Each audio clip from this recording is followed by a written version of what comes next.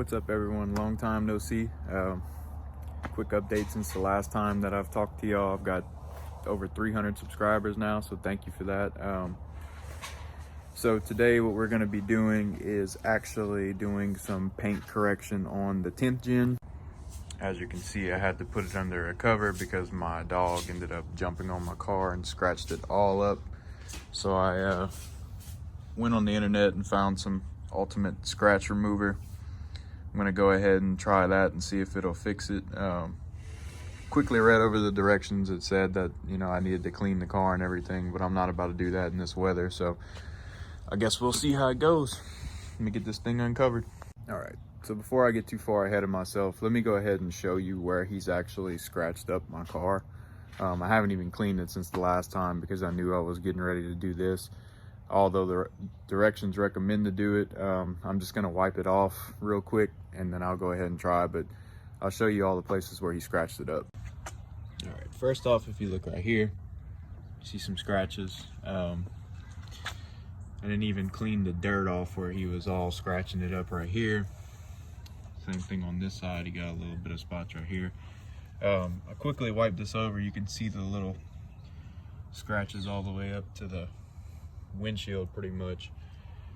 And then he scratched all on the roof too, which I don't think you'll be able to see. Oh yeah, look, right here, a couple other spots.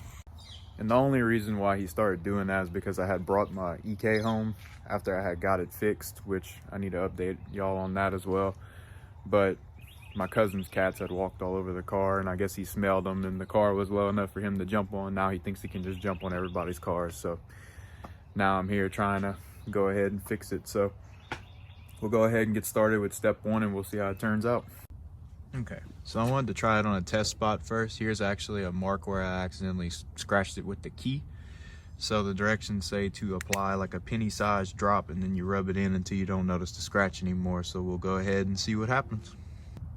All right, so I'll put a penny-sized drop, and I'll go ahead and start rubbing the compound in, and we'll see what happens.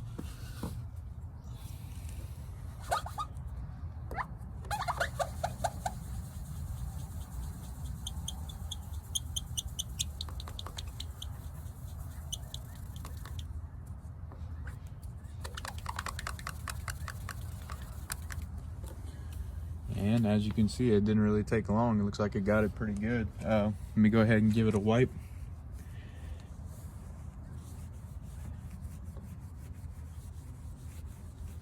And the scratch is gone. Obviously, I was pretty skeptical about the stuff because I mean, I've seen a couple of reviews on Amazon. They all said they were good, but you know, I didn't know if it would be that good, but it looks like it's working. So I guess I'll go ahead and do the rest of the affected areas.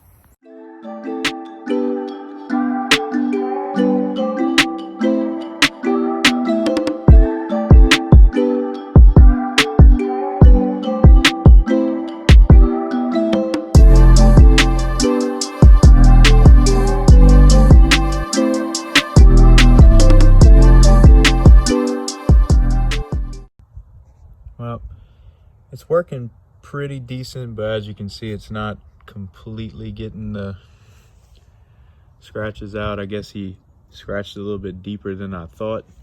From here, they're definitely not as noticeable, but I'm also not in the light right now. Because as you can see, I've hit a couple of these areas, but it's definitely better than before, especially like on the bumper and like in this spot where I hit it. But again, you can still see scratches that were in deeper. He's kind of a heavier dog. He's probably about 20 pounds or so. So, I mean, it's no surprise that he got in there pretty deep. But I'm gonna go ahead and get the rest of this, and I'll show y'all what I have when I'm done. And then I'll give y'all an update on the EK progress. All right, so one more quick update before I end the segment about the 10th gen and everything. Now that the sun's out, you can see all these scratches. This product does get the majority of the scratch off, and I'll go ahead and show you. I'm not faulting the company or anything. Obviously, I'm using a freaking little pad. I'm not using a buffer. And I'm trying to save money and not, you know, bring my car to a professional shop. And I'm scared this is gonna happen again with my dog if I don't cover the car. So I mean, it is what it is as far as that. It's just, you can still see some of the deeper scratches. Sorry about the shakiness. But if you look ever so closely, you can still see it. But the initial, you know, white scratch part is gone. So pretty decent stuff as far as getting it, you know, less noticeable. But obviously if I wanted to get it really corrected, I would have to take it to a shop and get it done on a professional level. But anyway, just figured I would throw that out there for anybody who was curious about trying this product as well. I guess you could say it's better for light scratches than deeper ones, which I underestimated how deep the scratches were, but we'll see how it looks when it's done. All right, guys, I'm all finished up. If you look at it in the right angles, you can still see the scratches, but it's definitely not as noticeable upon walking up to the car. That's the little bastard that scratched my car. But it's pretty good for what, you know, little bit of work I did on it. Again, this isn't a show car. I daily this car. It gets dinged up all the time. So, I mean, I care, but I don't. I love the car. It's been the worst luck vehicle I've ever had. As far as just getting backed into and things of that nature. And then, you know, he goes and jumps on it and made it even worse for me.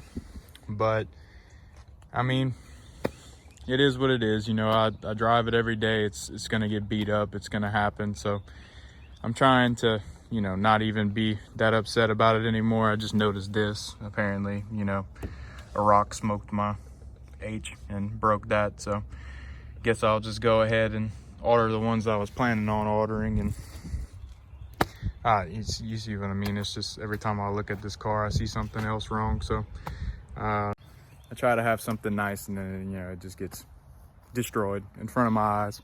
Car only has 30,000 miles on it, and it's been through hell and back. So, but again, you know, it's a daily driver, so I expect that. And Honda has cheap paint jobs, so, you know, scratches and stuff won't come out easy. Paint chips happen even easier. So anyway, update on the EK.